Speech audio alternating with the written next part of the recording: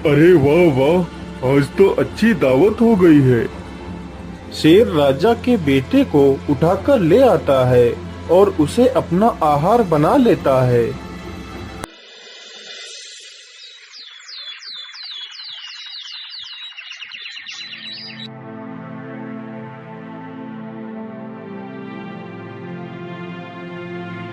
हाय हाय, मेरा बेटा कहाँ गया? मेरे बेटे को कोई चुरा कर ले गया है। महाराज, मेरे बेटे को ढूंढ लाइए, नहीं तो मैं भी अपने प्राण त्याग दूंगी। लेकिन महारानी जी, आखिर इस महल से बच्चे को कोई चुराकर कैसे ले जा सकता है? महाराज, मैं कुछ नहीं जानती, बस मुझे मेरा बच्चा लौटा दीजिए। ठीक है महारानी जी, आप शांत हो जाइए। सैनिकों, तुम लोगों के रहते हुए हमारा बच्चा गायब कैसे हो गया? जाओ और मेरे बच्चे को ढूंढ कर लाओ, नहीं तो तुम सबको फांसी पर चढ़ा दूंगा। फिर सारे सैनिक राज्य में घूम घूम कर सभी से पूछने लगते हैं। अरे घनश्याम भाई, राजा साहब का बच्चा तो कहीं नहीं मिला है। यदि वापस महल चलोगे तो राजा हमें फांसी पर अवश्य चढ़ा देगा। चलो कहीं दूसरे शहर भाग चलते हैं। यदि हम सही सलामत रहेंगे तो पैसे कहीं भी कमा सकते हैं। इतना सोचकर वह दोनों वहां से चले जाते हैं।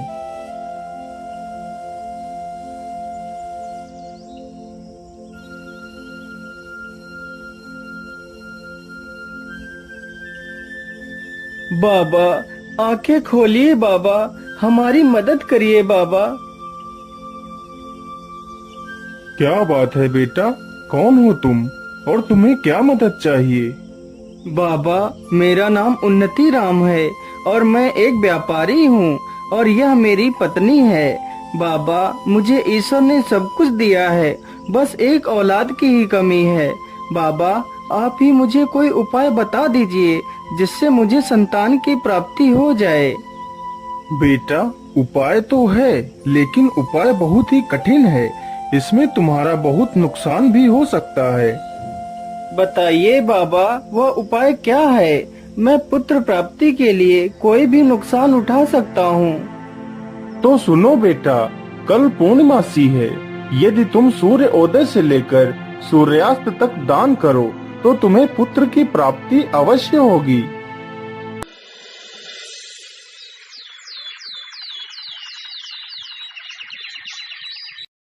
अगले ही दिन सुबह होते ही व्यापारी दान करने लगता है। दान करते करते उसे पूरा दिन गुजर जाता है और उसका सारा धन सूर्यास्त से पहले ही समाप्त हो जाता है। अरे मालिक, इस गरीब को भी कुछ दे दीजिए मालिक।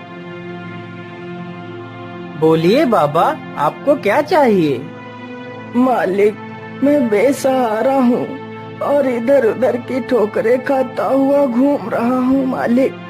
मेरे पास रहने के लिए घर तक नहीं है। यदि आप मुझे अपना यह घर दे दें तो आपकी बहुत कृपा होगी मुझ पर। ठीक है बाबा, जाइए, मैंने आपको ये घर दे दिया। मालिक, मैंने 4 दिनों से कुछ भी नहीं खाया है मालिक, और ना ही मेरे बीवी बच्चों ने कुछ खाया है। जैसे ही मुझे आपके बारे में पता चला, मैं दौड़कर आपके पास आ गया मालिक। यदि आप मुझे 10 सोने की मुद्राएं दे दें तो मैं अपने परिवार का पेट कुछ दिनों के लिए पाल सकता हूँ। हे भगवान, अब मैं क्या करूँ? आखिर इसे 10 सोने की मुद्राएं कैसे दूं, जबकि मेरे पास तो कुछ भी नहीं बचा है। क्या करूं भगवान? क्या सोच रहे हैं मालिक? क्या आप मेरी मदद नहीं करेंगे मालिक? नहीं नहीं, मैं तुम्हारी मदद अवश्य करूंगा। चलो मेरे साथ, मैं तुम्हें स्वर्ण मुद्राएं देता हूँ।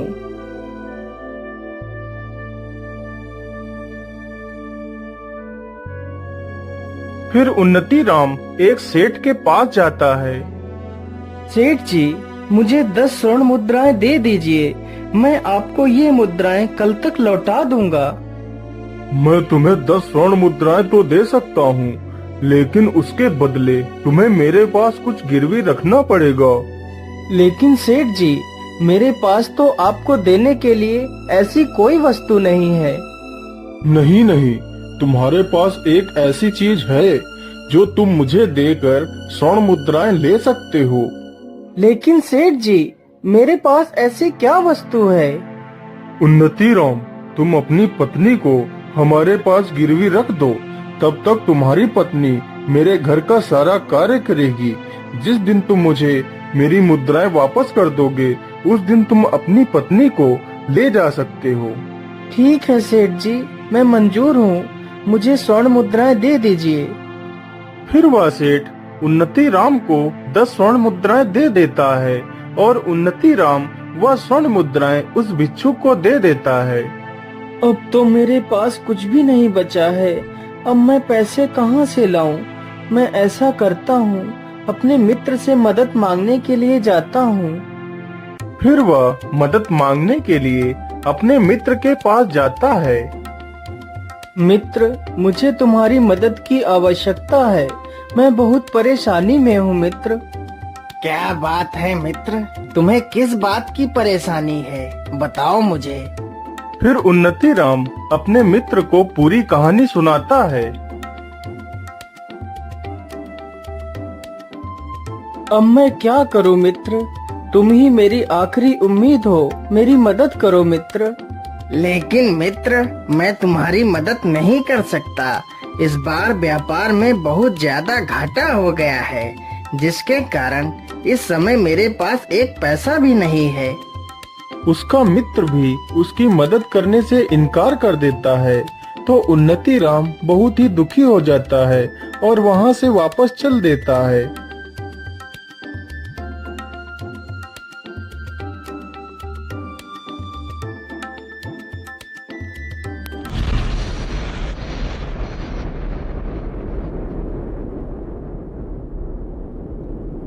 मुझे लगता है बहुत जोर का तूफान आने वाला है। हे भगवान, यह तो बहुत जोर की बारिश आ गई। अब क्या करूं? चलो इसी पेड़ के नीचे बैठ जाता हूं, कुछ तो इस बारिश से बच पाऊंगा। उन्नति राम पूरी रात उसी पेड़ के नीचे बैठा रहता है।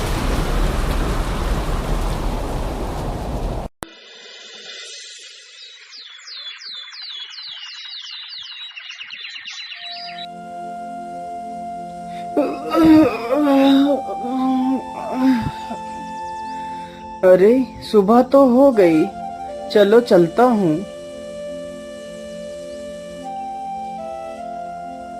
उन्नति राम चलते चलते बहुत थक जाता है और उसे बहुत जोर की प्यास भी लगती है। अरे, मैं तो चलते चलते बहुत थक गया हूँ और मुझे बहुत जोर की प्यास भी लगी है। मुझे लगता है वहाँ पर कोई कुआं है। चलो चलकर देखता हूँ। उन्नति राम कुएं के पास जाता है। उसी कुएं में रात के भयानक तूफान में फंसकर एक शेर और एक बंदर तथा सर्प और एक सोनार उसी कुएं में गिर जाते हैं। उन्नति राम जैसे ही अपना घड़ा डालता है, तभी शेर रस्सी को पकड़ लेता है। कौन है? कुएं के अंदर कौन है? किसने मेरे घड़े को पकड़ लिया है? छोड़ दो मेरा घड़ा। अरे मुसाफिर, मैं एक शेर हूँ। मैं रात के तूफान में इस कुएं में गिर गया था। यदि तुम मुझे बाहर निकाल लो तो तुम मुझसे जो भी मांगोगे मैं तुम्हें दे दूंगा। अरे नहीं नहीं शेर भाई, मैं तुम्हें बाहर नहीं निकाल सकता। कहीं तुम बाहर आकर मुझे खा गए तो? नहीं नहीं मुसाफिर, मैं तुम्हें खाऊंगा नहीं। कृपया कर मुझे इस कुएं से बाहर निकाल लीजिए। फिर उन्नति राम उस शेर को बाहर निकाल लेता है। हे मुसाफिर, मेरी जान बचाने के लिए मैं तुम्हारा बहुत बहुत धन्यवाद करता हूँ। मैं यहीं पास की गुफा में ही रहता हूँ। यदि तुम्हें कभी भी किसी प्रकार की मदद की आवश्यकता हो तो मेरे पास अवश्य आना। इतना कहकर शेर वहाँ से चला जाता है। उन्नति राम फिर से अपना पानी का घड़ा कुएं में लटकाता है तो इस बार सर्प रस्सी को पकड़ लेता है। अरे अरे, कौन है कुएं के अंदर जिसने मेरा फिर से घड़ा पकड़ लिया है? हे मुसाफिर, मैं एक सर्प हूँ और मैं इस कुएं में आज रात को गिर गया था। कृपा कर मुझे इस कुएं से बाहर निकाल लीजिए। तुम मुझसे जो भी कहोगे मैं वही करूँगा। फिर उन्नति राम उस सर्प को भी कुएं से बाहर निकाल लेता है। हे नेक दिल इंसान, तुमने मेरी जान बचाई है, इसलिए तुम मुझे कभी भी कहीं भी मदद के लिए पुकारना तो मैं दौड़ा चला आऊंगा। इतना कहकर वह सर्प भी वहां से चला जाता है। इसी प्रकार उन्नति राम उस बंदर को भी बाहर निकालता है। मुसाफिर, तुमने मेरी जान बचाई है। मैं आपका ये एहसान कभी नहीं चुका सकता। तुम्हें जब भी मेरी मदद की आवश्यकता पड़े तो मेरे पास आ जाना, मैं आपकी मदद अवश्य करूंगा। लेकिन मेरी बात याद रखना, इस कुएं में एक सोनार गिरा हुआ पड़ा है, तुम उसे बाहर मत निकालना, वह बहुत ही दुष्ट तथा कपटी है। उन्नति राम जैसे ही अपना घड़ा कुएं में लटकाता है, तभी वह सोनार घड़े को पकड़ लेता है। अरे बड़े भाई, मुझे इस कुएं से बाहर निकाल लो, मैं बहुत परेशानी में हूँ। यदि तुम मुझे बाहर निकाल लोगे तो मैं तुम्हें सोने चांदी से तौल दूंगा। सोनार की यह बात सुनते ही उन्नति राम सोच में पड़ जाता है। मुझे पैसों की तो आवश्यकता है ही, क्यों न मैं इसे बाहर निकाल लूं, तो मेरी सारी समस्याओं का समाधान हो जाएगा। ठीक है, आप परेशान मत होइए, मैं अभी आपको बाहर निकाल लेता हूँ। फिर उन्नति राम सोनार को बाहर निकाल लेता है। अरे मूर्ख मुसाफिर, तूने उन दुष्ट जानवरों को पहले बचाया और मुझे बाद में, लेकिन फिर भी मैं तुझसे बहुत प्रसन्न हूँ। तुझे जब भी मेरी मदद की आवश्यकता पड़े तो मेरे पास आ जाना, मैं संभल नगरी में रहता हूँ। इतना बोलकर वह सोनार भी वहां से चला जाता है। फिर उन्नति राम उस कुएं से पानी निकालता है और पी लेता है। अब तो मेरी प्यास बुझ गई है। चलो ऐसा करता हूँ, पहले मैं मदद के लिए उस शेर के पास चलता हूँ, देखता हूँ आखिर वह शेर मेरी क्या मदद कर पाता है। मेरे मित्र ने तो मेरी मदद नहीं की, चलो इस शेर से ही देख लेता हूँ। इतना बोलकर उन्नति राम वहां से चल पड़ता है।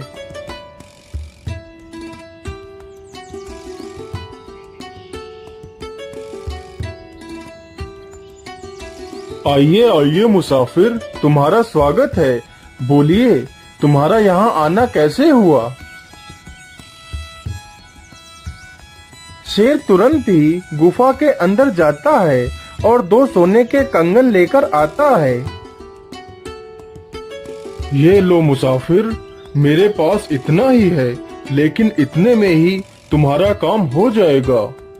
मैं ऐसा करता हूँ, यह कंगन लेकर मैं उसी सोनार के पास जाता हूँ जिसे मैंने कुएं से बाहर निकाला था।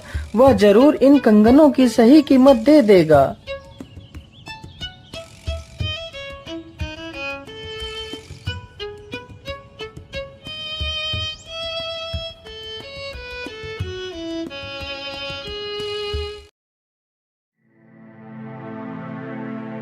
अरे बोलिए भाई, तुम्हारा यहाँ आना कैसे हुआ? अरे भाई, मैं ये कंगन बेचने के लिए आया हूँ। फिर वह सोनार उन कंगनों को ध्यान से देखता है। अरे ये कंगन तो राजा के पुत्र के हैं, जो पुत्र कुछ दिन पहले ही चोरी हो गया था। तो इसका मतलब राजकुमार को तुमने ही चुराया है। नहीं सोनार भाई, मैं चोर नहीं हूँ। यह कंगन तो मुझे उस शेर ने दिए हैं जिसकी मैंने कुएं से जान बचाई थी। तुम झूठ बोल रहे हो। चलो राजा के पास, वहीं पर फैसला होगा।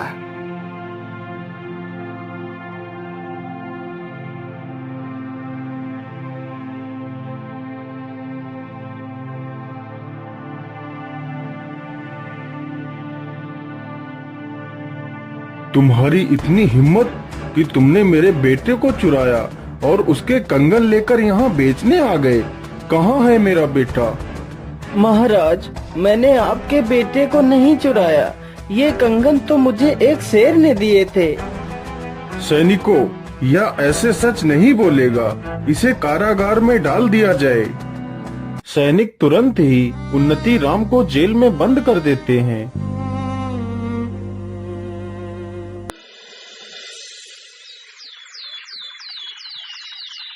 हे भगवान, ये कैसी मुसीबत में फंस गया हूँ। क्या करूँ, कैसे निकलूँ इस जेल से। मैं ऐसा करता हूँ, अपने मित्र सर्प को बुलाता हूँ। जैसे ही वह उस सर्प का स्मरण करता है, तभी वहाँ पर वह सर्प आ जाता है।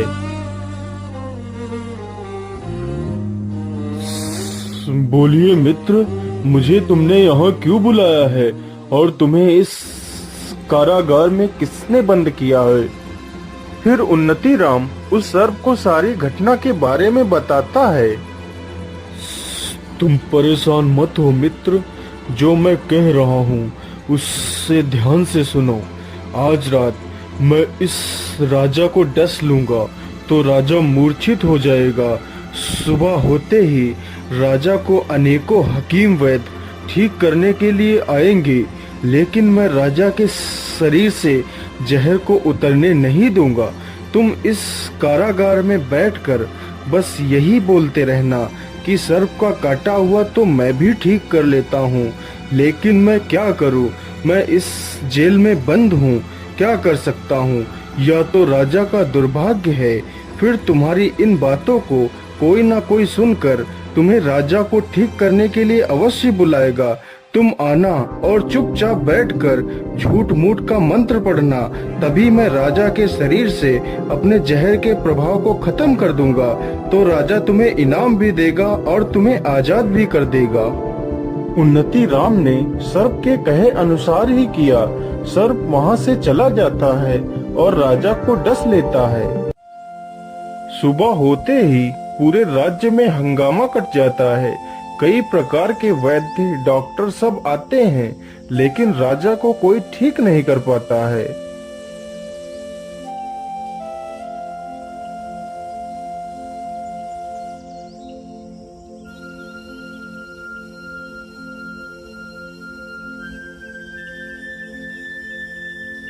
क्या बताऊं, मुझे तो राजा ने इस काल कोठरी में बंद कर रखा है।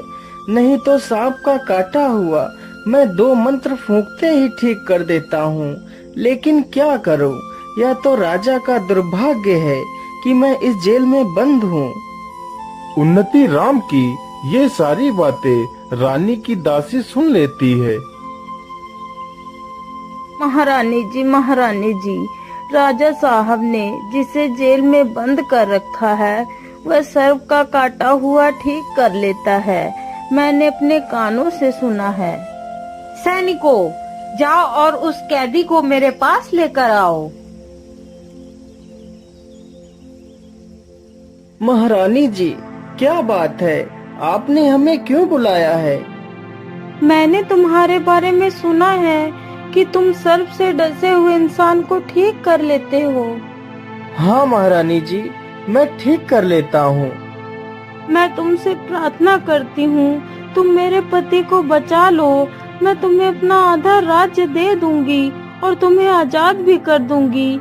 मैं तुम्हें वचन देती हूँ, कृपया जल्दी से महाराज को ठीक कर दीजिए।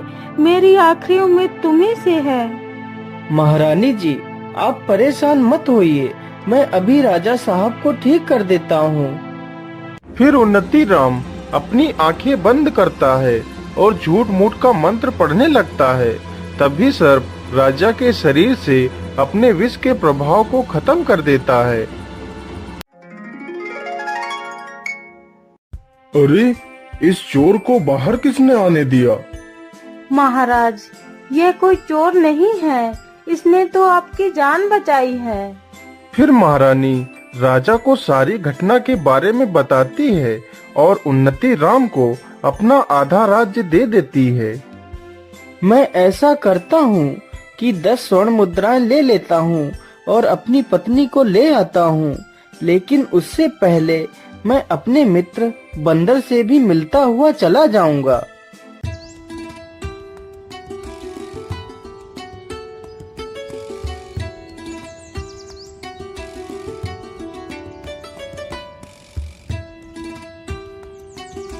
आइए मित्र, तुम्हारा स्वागत है। बड़े दिनों के बाद आए हो मित्र। मैं तो तुम्हारी ही प्रतीक्षा कर रहा था। बोलो मित्र, तुम्हें क्या चाहिए? मित्र, मुझे कुछ नहीं चाहिए, बस मेरा मन किया तो मैं तुमसे मिलने चला आया। अरे मित्र, तुमने मेरा जीवन बचाया था, इसलिए मैं तुमसे बहुत खुश हूँ और मैं तुम्हें कुछ देना भी चाहता हूँ।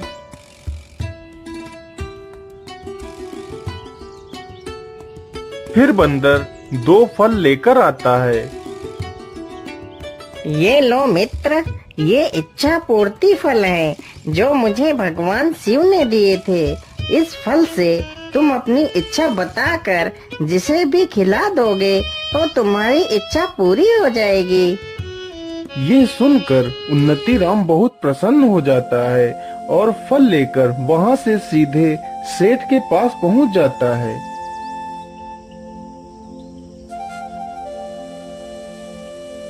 ये लीजिए सेठ जी, अपनी 10 स्वर्ण मुद्राएं।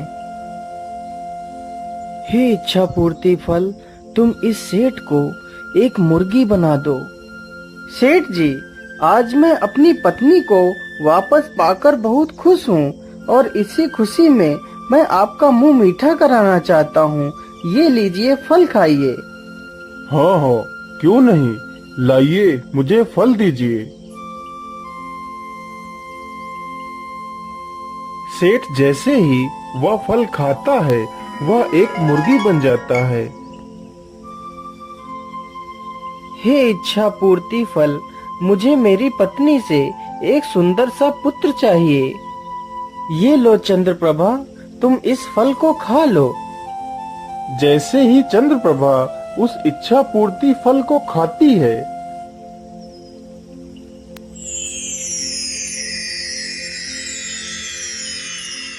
बच्चा मिलने के बाद वह दोनों बहुत ही प्रसन्न होते हैं और अपने राज्य की ओर लौट जाते हैं। अरे हरामखोर मुर्गे, मैं मुर्गी नहीं हूँ, मैं सेठ हूँ, मुझे छोड़ दे।